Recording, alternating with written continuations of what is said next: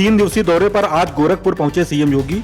अखिल भारतीय आयुर्विज्ञान संस्थान में बनने जा रहे पूर्वी उत्तर प्रदेश के सबसे बड़े रैन बसेरे का किया शिलान्यास। Power grid corporation of India के सौजन्य से 44 करोड़ की लागत से बनाया जाएगा रैन बसेरा। 500 बेड की होगी क्षमता। लखनऊ नगर निगम में बड़ा घोटाला, बिना कूड़ा उठाए करोड़ों रुपए कमा रही एलएसए कंपनी। नगर आयुक्त ने थमाया नोटिस। कूड़ा उठाने वाली कंपनी एलएसए ने नगर निगम से 1500 रुपए प्रति मीट्रिक टन की दर से लिया ठेका। वहीं दूसरी फर्म को ठेका देकर 630 रुपए प्रति मीट्रिक टन की दर से दिया हिसाब।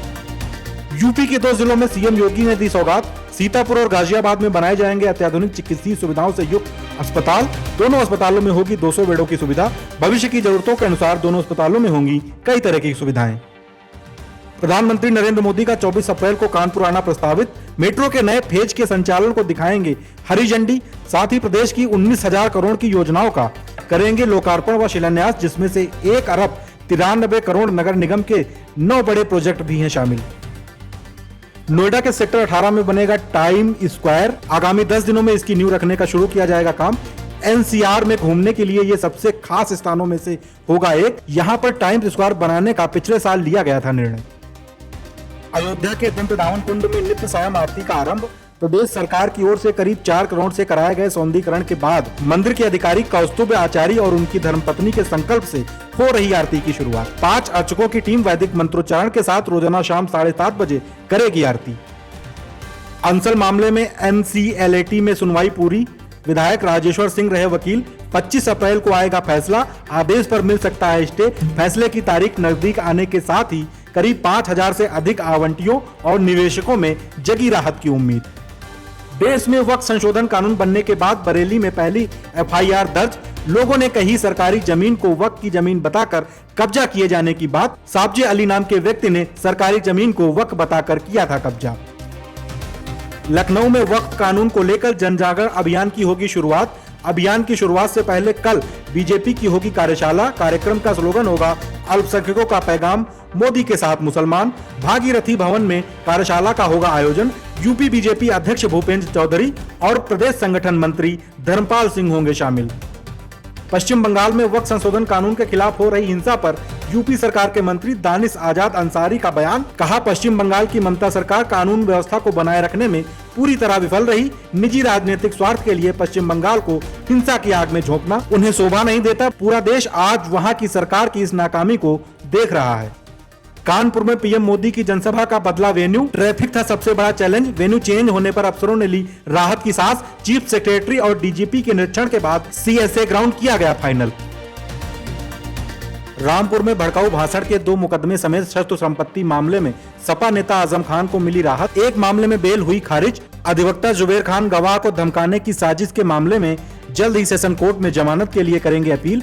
एमपी एमएलए स्पेशल कोर्ट से आया आजम की जमानत पर फैसला। बेटे के 2 जन्म प्रमाण पत्र केस में सजा काट रहे सपा नेता आजम खान। मिर्जापुर में पीतल के नाम पर बिक रहे मिलावटी बर्तन।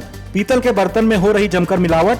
बर्तन में 50% तक मिलाई जा रही एल्यूमिनियम। भट्टियों में गलाकर बर्तन में मिलाए जाते हैं 5 और 10 के सिक्के। पीतल के बर्तन में मिलावट की नहीं होती है जांच।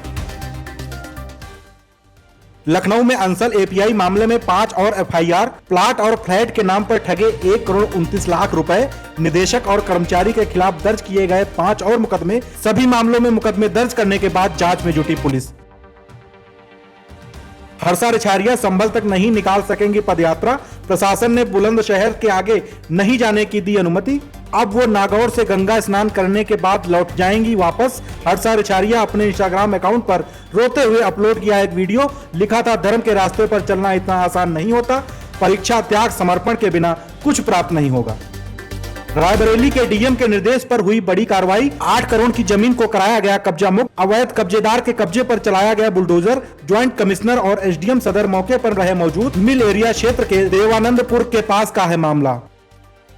बहराइच में जंगल स्थित ढाबे पर हुई छापेमारी। एसडीएम और सीओ ने डाली रेड। ढाबे में असलहा, गांजा और नेपाली करेंसी बरामद। पुलिस ने मौके पर 4 लोगों को किया गिरफ्तार। पकड़े गए लोगों से पुलिस कर रही पूछताछ। थाना मोतीपुर क्षेत्र के जंगल ढाबे का है मामला। यूपी में अवैध ई रिक्शा के खिलाफ अभियान, अनाधिकृत ई रिक्शा और ऑटो के खिलाफ हुई कार्रवाई। परिवहन आयुक्त ने की जनता को बेहतर यातायात सुविधा मुहैया कराने वाले जिलों की समीक्षा। अच्छा और खराब प्रदर्शन करने वाले 20 जिलों की तैयार की गई सूची।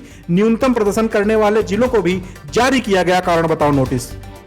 मुरादाबाद में आईपीएल के हाई प्रोफाइल सट्टे के खुलासे का मामला। क्रिकेट का सट्टा खिलाने वालों में प्राथमिक विद्यालय के 4 सरकारी टीचर भी शामिल। बीएसए ने सट्टा खिलाने वाले टीचरों को किया निलंबित। 3 सरकारी टीचर पहले ही जेल में हैं बंद। सिविल लाइन थाने के पास हो रहा था सट्टा का कारोबार। आईपीएल 2025 के 34वें मुकाबले में आज रॉयल चैलेंजर्स बेंगलुरु और पंजाब किंग्स के बीच होगी भिड़ंत। एम चिन्नास्वामी स्टेडियम में खेला जाएगा मैच। आरसीबी ने अब तक जीते हैं 4 मैच, जबकि 2 में मिली है हार। पंजाब को भी 4 मैचों में मिली है जीत और 2 में करना पड़ा है हार का सामना।